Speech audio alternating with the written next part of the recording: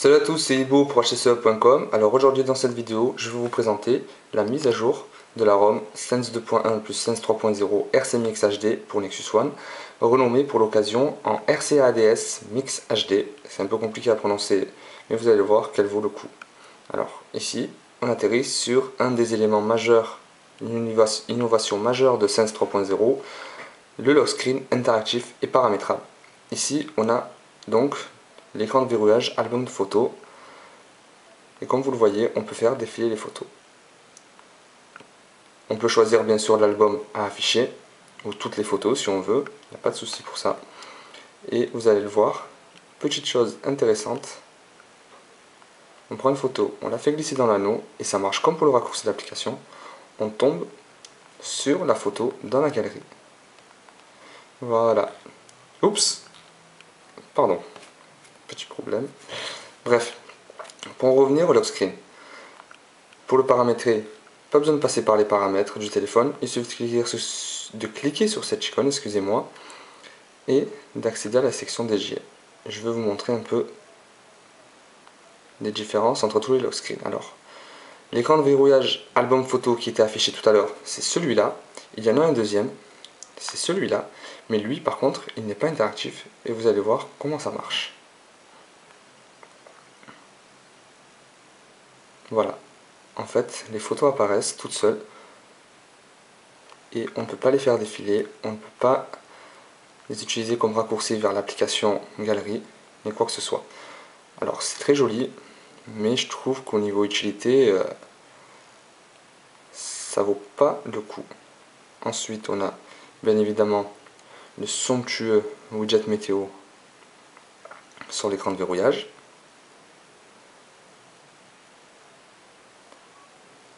Voilà, tout simplement magnifique. Comme vous le voyez, pas de temps de chargement, juste la première fois bien évidemment, mais aucun temps de latence, pas d'attente, c'est instantané, c'est super fluide. Chose que j'avais reproché à la version 0.7 que j'avais testée, c'était justement le manque de stabilité et de fluidité, alors que là, il n'y a rien à dire, c'est parfaitement fluide. Vous avez vu le lock screen, on va passer maintenant à l'interface qui est du Sense 2.1 classique. Pas besoin de s'attarder dessus. Comme vous voyez, c'est très très fluide. Tout répond au doigt et à l'œil. Il n'y a aucun problème.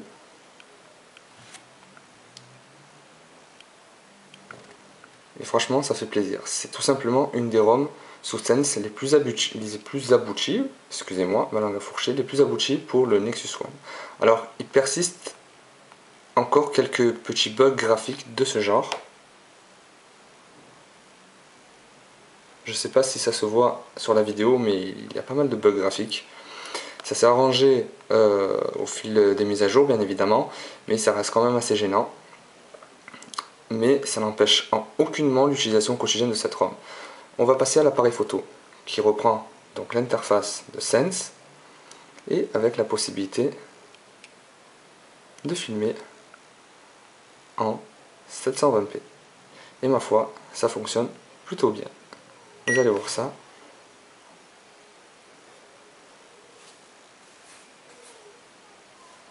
Alors j'ai dit que ça fonctionnait plutôt bien, il fallait bien évidemment que je dise ça pour que ça ne marche plus.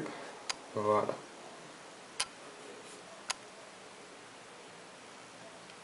Maintenant, on va lancer la lecture de la vidéo.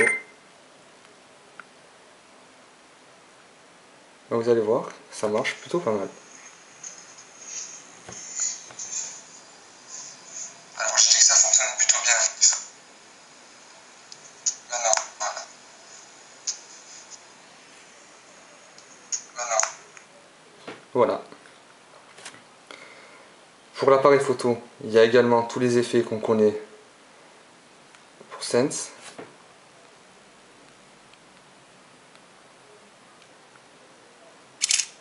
Voilà, l'effet sépia, il me semble, j'ai même pas fait attention en fait. Oui, c'est l'effet sépia. L'effet postérisé, vous allez voir en action de suite. Voilà. Et également la possibilité d'ajouter des effets après dans la galerie directement. Par exemple, je vais prendre ça. la photo du nouveau ML de chez Mercedes. Ici, on a la petite palette personnalisée qu'on retrouve donc sur l'écran d'accueil, qui nous permet de rogner, pivoter et d'appliquer des effets. Ceux qui connaissent Sense ne seront pas dépaysés, c'est exactement la même chose et ça fonctionne super bien, comme vous pouvez le voir. C'est vraiment pas mal. Il y a tout qui fonctionne parfaitement. C'est une première pour une ROM qui apporte des éléments de Sense 3.0 sur le Nexus One. C'est la première ROM qui est pleinement fonctionnelle. Alors il faut savoir que cette ROM existe également en version 2.0. Et la différence avec celle que j'ai en main en ce moment, c'est le fait qu'elle intègre le launcher de Sense 3.0. Malheureusement, je l'ai testé aussi et j'ai préféré ne pas en faire une vidéo parce que c'est pas stable, c'est pas fluide et on rencontre un bug assez gênant qui en fait fait que lorsqu'on déverrouille l'écran, le lock screen n'apparaît pas tout le temps. Une fois sur 5 par exemple, il va ne pas apparaître tout simplement et on ne pourra pas déverrouiller le téléphone, il faudra attendre ou enlever la batterie.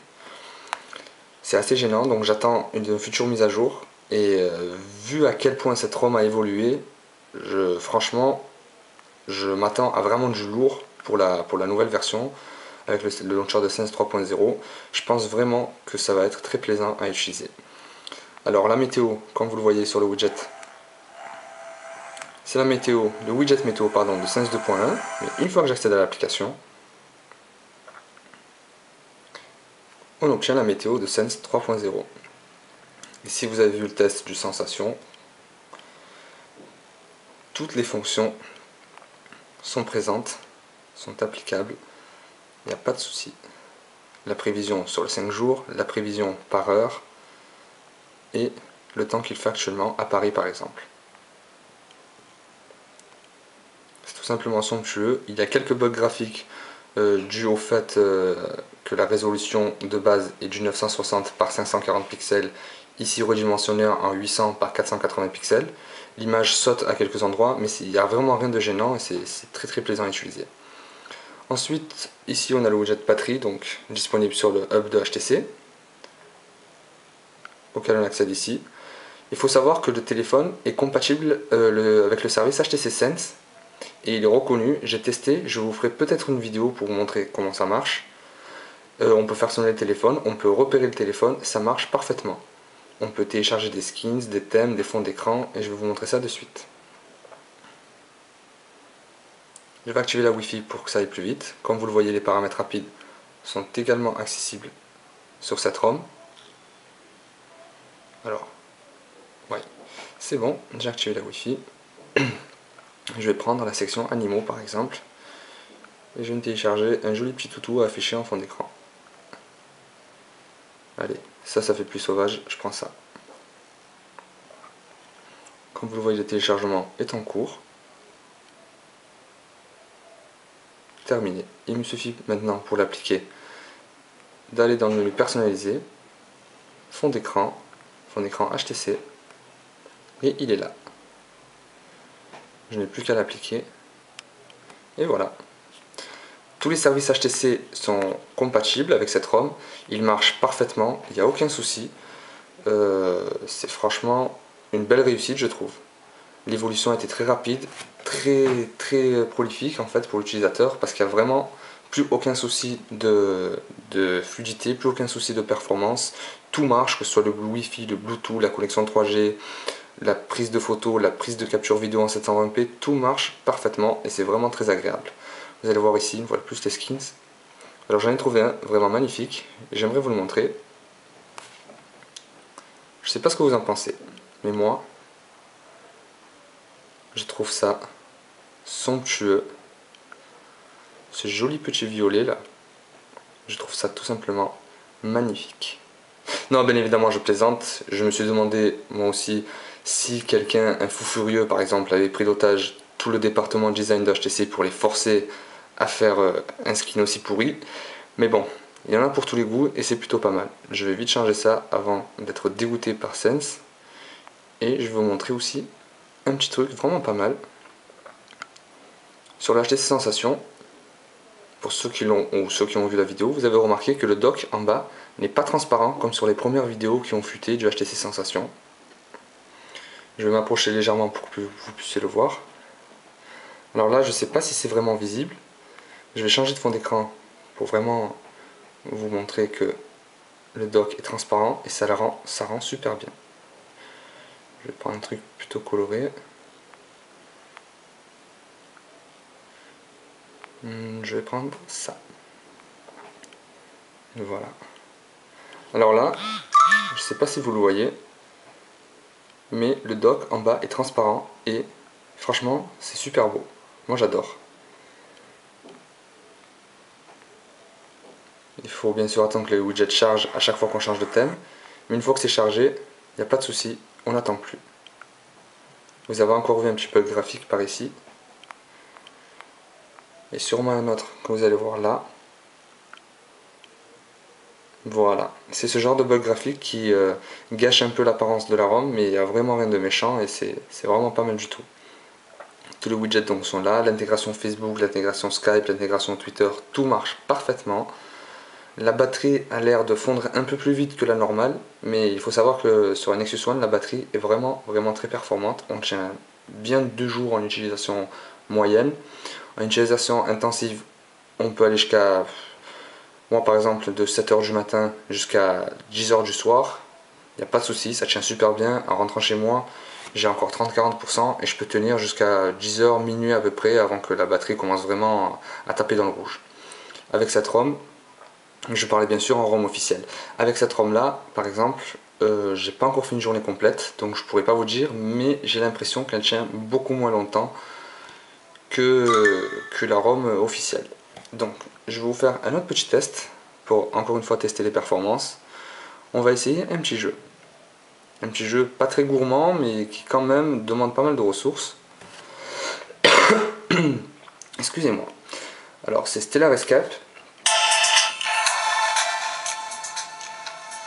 Et vous allez voir que ça marche super bien, qu'il n'y a il n'y a pas de problème, ça rame pas, ça marche bien, c'est vraiment pas mal. Vous allez voir ça de suite.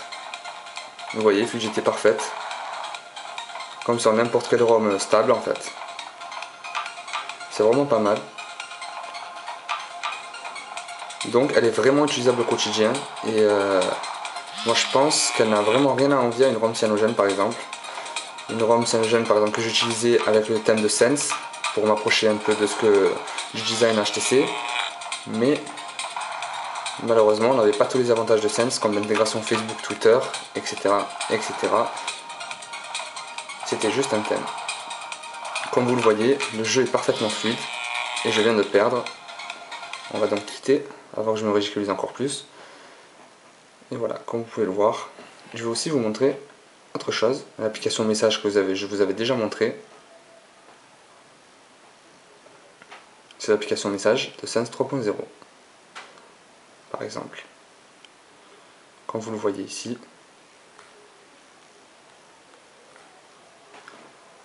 voilà, tout marche parfaitement. L'intégration de Sense 2.1 est vraiment nickel. Dans les paramètres rapides, on retrouve tout, la luminosité par exemple, comme vous pouvez le voir ici. Le Bluetooth, GPS, réseau mobile, rotation auto, le volume des médias en cours de lecture et le tueur de tâches qu'on retrouve dans Sense 3.0 par exemple. Il faut voir que par exemple l'application Stellar Escape, le jeu, occupait 39 MB de mémoire vive sur mes 512, dont 406 disponibles pour l'utilisateur, comme vous pouvez le voir ici, si la mise au point veut bien se faire.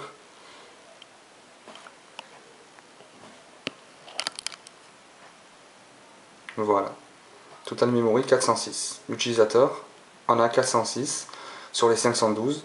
Il y en a 310 utilisés actuellement et il m'en reste 96 de libre pour lancer de nouvelles applications. Donc voilà, je vous ai fait un petit tour assez rapide de cette ROM et n'oubliez pas qu'elle est également disponible sur le HTC Desir HD. Pardon. Sur l'HTC Desir HD que notre ami Xion a testé pour vous et elle est encore plus fluide. Elle intègre le launcher de Sense 3.0. Elle est encore plus fluide, plus performante